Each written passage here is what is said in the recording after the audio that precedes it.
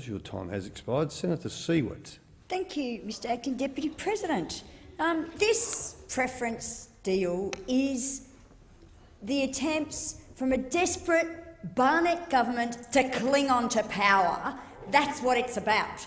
But when Senator Reynolds was commenting on it's a WA issue, perhaps Senator Sinodinos should not have made the comments then that he made yesterday about being more sophisticated and evolved.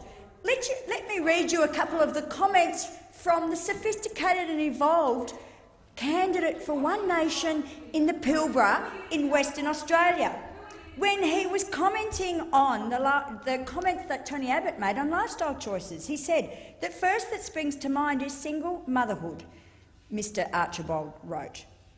"These are women too lazy to attract and hold a mate, undoing the work of possibly 3 million years of evolutionary pressure." That's maybe why Senator Sinodinos was commenting about evolution as a party. "This will result in the rapid rise in the proportion of the population that is lazy and ugly.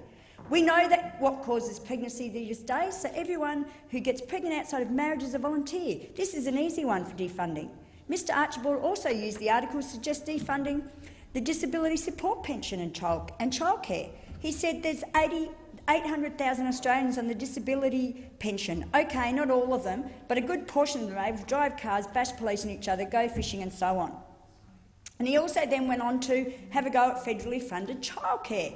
He said this is a lifestyle choice. Looking after children is very labour-intensive. If society wishes to encourage childbearing, it should reward that with tax rebates to the child-caring pair and leave it at that.